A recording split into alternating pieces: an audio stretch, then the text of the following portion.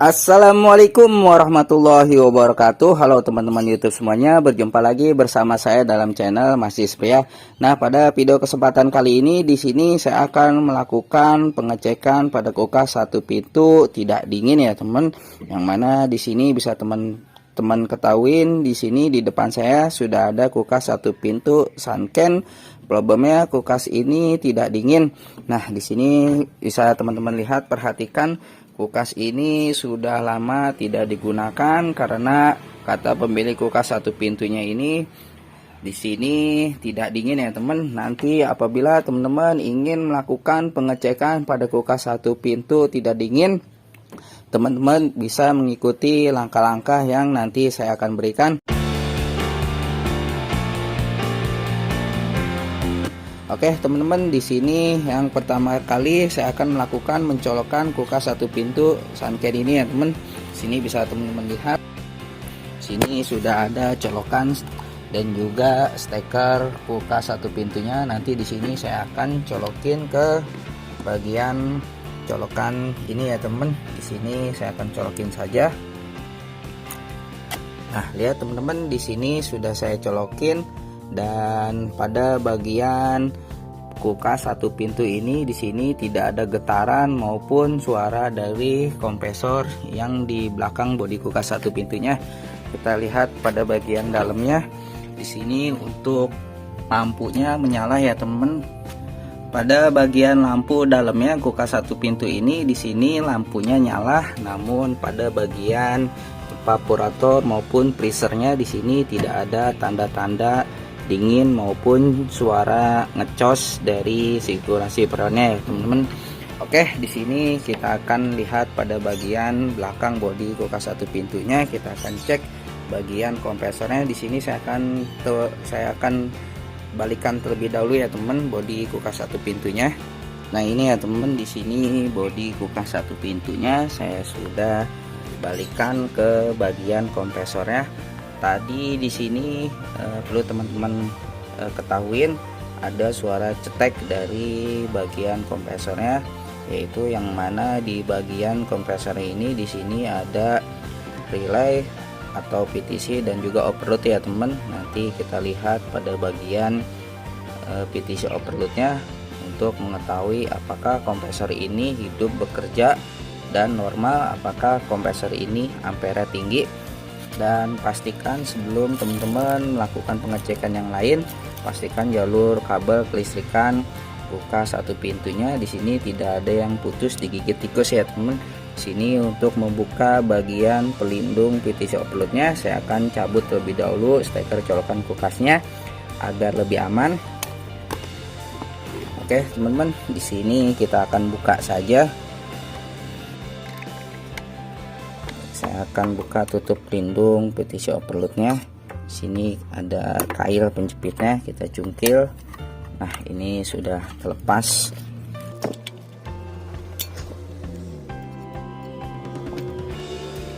Nah, ini sudah terlepas ya teman.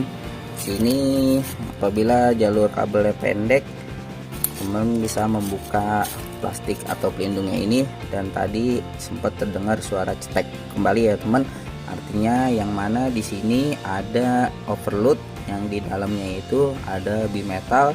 Apabila overloadnya melebihi panas berlebihan, maka bimetalnya itu akan memutus aliran listrik. Nah, ini salah satu pengaman ataupun pelindung kompresornya. Oke teman-teman, untuk melakukan pengecekan kulkas satu pintu, biasanya yang saya lakukan yaitu melakukan pengecekan pada ampere kompresor ya teman.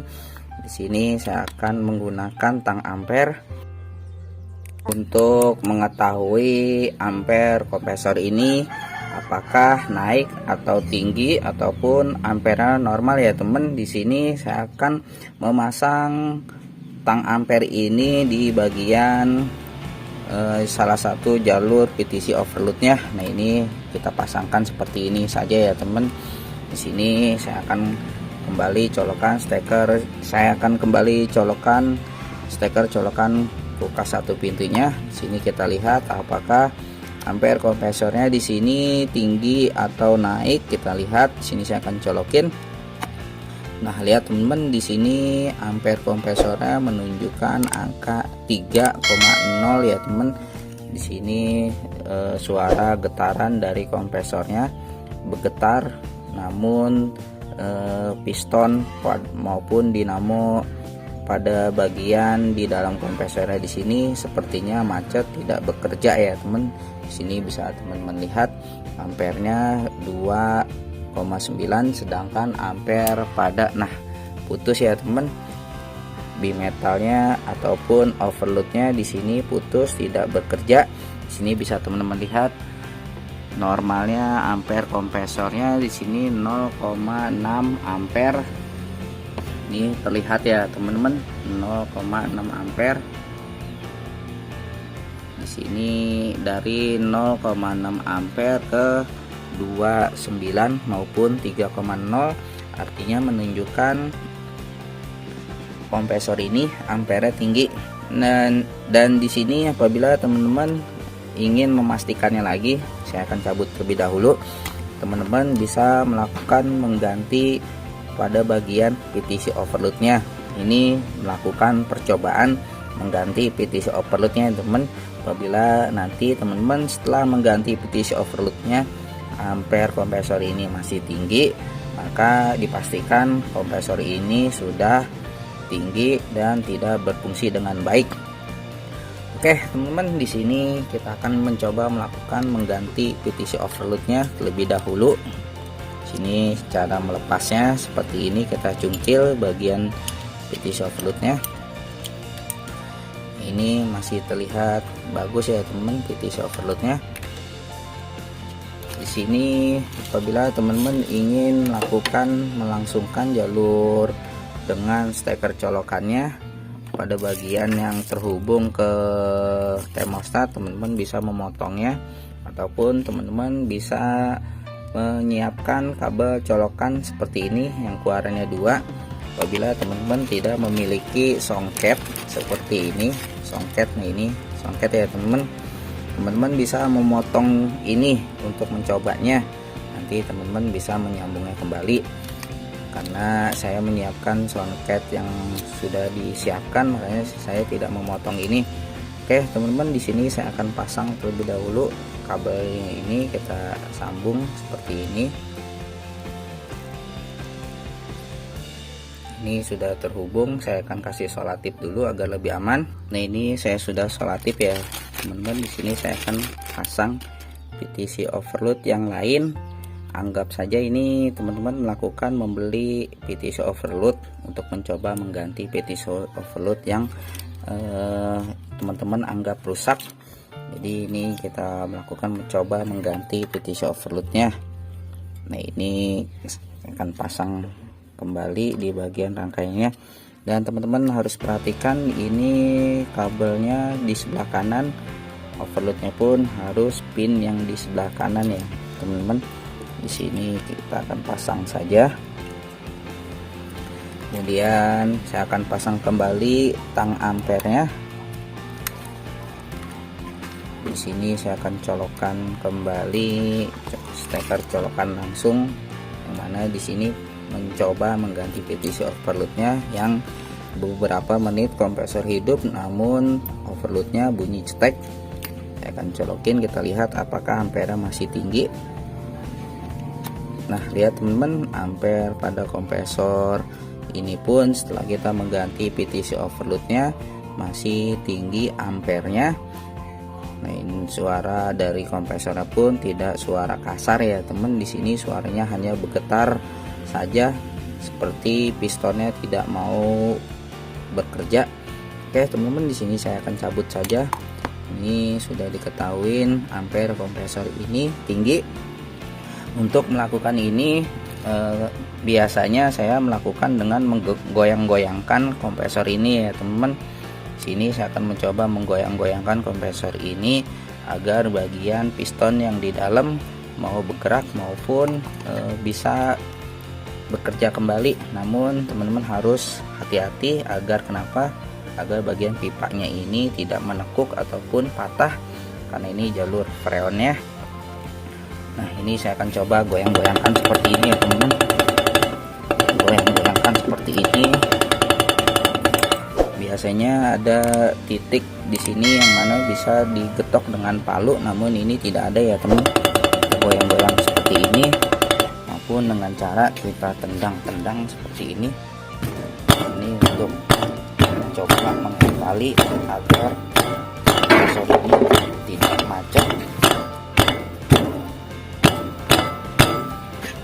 Nah, ini saya sudah coba melakukan menendang kompresor ini ataupun menggoyang-goyangkan seperti ini ya teman.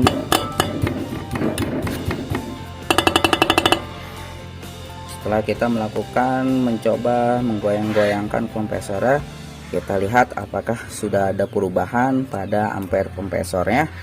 Sini saya akan colokin kembali steker colokan kulkasnya, teman-teman bisa lihat. Sini belum ada perubahan ya teman-teman, artinya kompresor ini masih ampere tinggi, namun di sini ada suara getaran, artinya listrik pada bagian PTC overloadnya masuk ke dalam mesin kompresor ya. Oke teman-teman, saya akan cabut terlebih dahulu steker colokannya, dan saya akan lakukan dengan cara memberi kapasitor running dan juga starting ya teman, untuk melakukan mendorong kompresor ini agar mau bergerak atau hidup. Nah, sebelumnya di sini saya akan lepas terlebih dahulu jalur PTC overload colokan langsungnya. Nah, ini kita tidak gunakan, kita singkirkan terlebih dahulu. Di sini saya sudah menyiapkan kapasitor running dan juga kapasitor starting. Nah, ini motor startingnya saya menggunakan 32 mikro, dan untuk kapasitor runningnya di sini 5 mikro ya teman. Yang mana bisa teman-teman lihat, perhatikan apabila teman-teman ingin melakukan merakit seperti ini. Nah, ini bisa teman-teman lihat keluaran dari motor startingnya ke relay ya teman. Nah, ini kabel warna merah ke relay yang belakang. Ini mata lubangnya di sini, relay yang belakang. Dan untuk songket yang motor starting satunya lagi ini digabung dari sini ke kapasitor running. Ini dari sini ke kapasitor running, kemudian di sini pula. Nah, ini digabung ya teman. Dan untuk keluaran dari kapasitor runningnya ini kabel pink ada di sebelah kanan relay ataupun PTC nya. Dan untuk sebelah kirinya di sini ini kita rubah dulu ya teman. Ini kita rubah dulu, di sini dia adanya, ada ini jalur listriknya.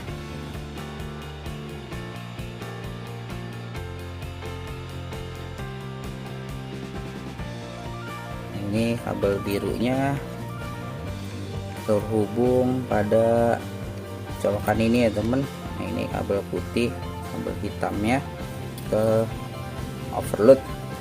Karena di sini kenapa saya rubah di sebelah kanan, karena kita melihat lubang dari relay ataupun PTC-nya ini PTC ya teman, ada tulisannya PTC, dia di sebelah kanan, makanya di sini untuk jalur listriknya saya rubah di sebelah kanan. Nah, ini saya akan coba pasang ya teman, mudah-mudahan ini berhasil. Pasang terlebih dahulu steker, pasang terlebih dahulu PTC overloadnya. Ini teman-teman harus perhatikan lubangnya agar tidak salah menyambung. Sini saya akan pasang kembali tangga ampere untuk mengetahui dengan cara kita melakukan menggunakan kapasitor starting dan running, apakah kompresor ini ampere mau turun ataupun kompresornya mau bekerja.